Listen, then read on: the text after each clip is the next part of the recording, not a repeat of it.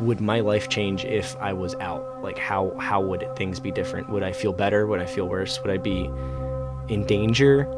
Would I lose all my friends? Would I just go into a downward spiral? And that's really what I thought would happen. Growing up is hard enough, but having to hide who you really are makes it 10 times worse. The first time I met John was back in 8th grade. He was very lanky, had dark clothes and hair that covered his eyes so that you couldn't really see his face. It was odd because he had this amazing mind for art and creativity, but you could always tell that something was off.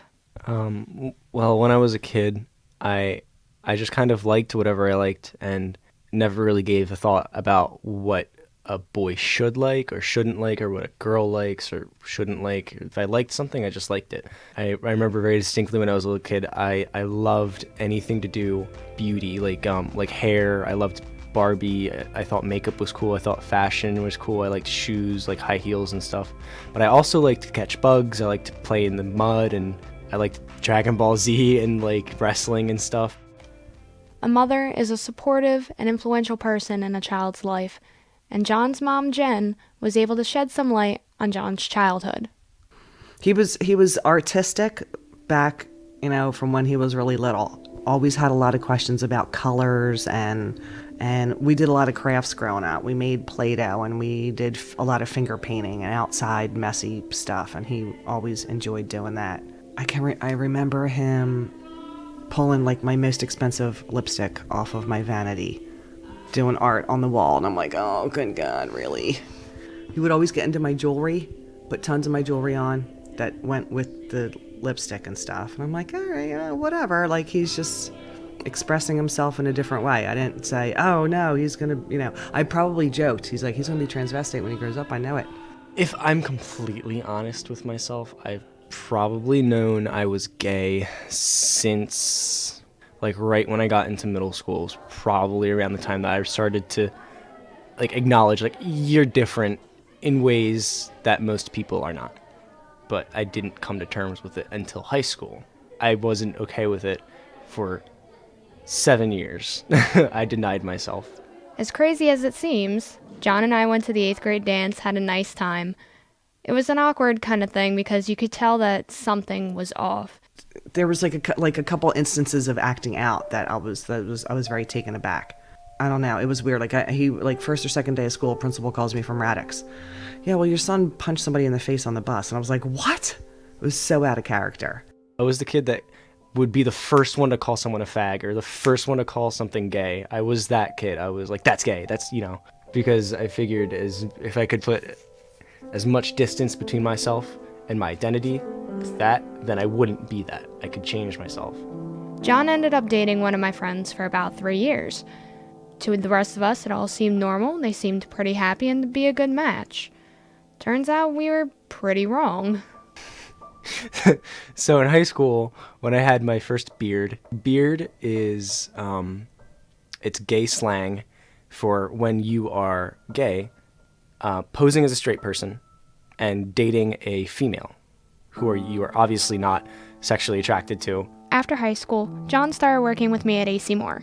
It was here when he first told me he was gay, and honestly, I wasn't that surprised. However, when I asked him if he had told his parents yet, he happily said no. My biggest fear is probably just that they wouldn't understand or that they would disown me or something.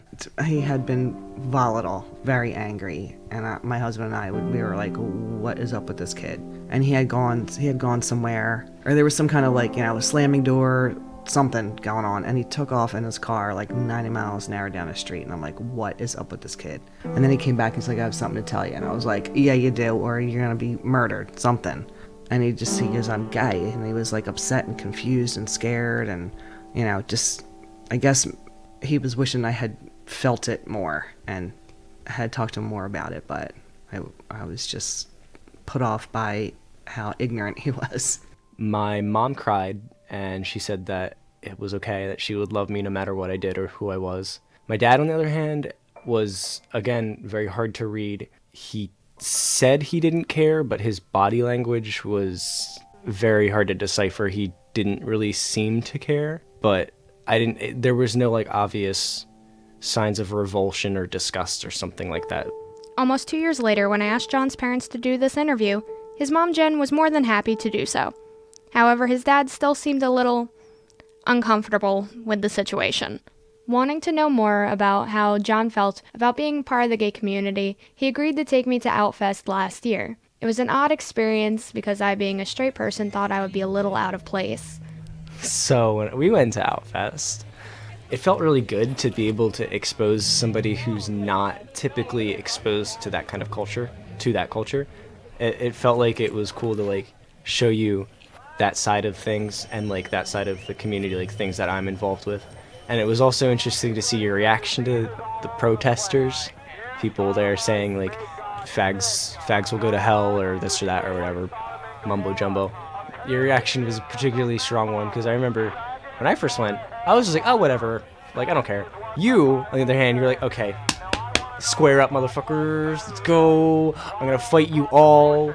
Like, that was a very strong reaction, definitely. The fact of the matter is that there shouldn't have been anything to ignore. Why is it that these people can sit here and judge everyone else for no particular reason for what they do in their private lives and their private homes? With all the supposed tolerance in this world, I can say, oh, my boyfriend and I are going to go do this, and it's perfectly acceptable. But if another man says that he and his boyfriend are going to go do the same thing, suddenly there's a threat. Suddenly there's an upset in the so-called normal world that we live in. It's kind of like sinking in like, oh shit, our community is still fighting for their rights. And it's like weird having just been introduced to all of this to then also have to realize like I need to defend myself. It feels kind of like I'm under a magnifying glass. I'm afraid for him, and I don't want... He had some kind of crazy pink shirt, and I'm like, yeah, no, I don't think so. And I like took it, and he had a bumper sticker on his car, like, I'm so gay I can't drive straight. I don't want him to make himself a target. Parents like Jen have to worry about the safety of their child, simply because of who they are and their orientation. This is a fear that society has constructed, and hopefully, through people who are supportive like John's mom, those like myself with enough attitude to say something, and all of you who are willing to listen, that target will no longer exist.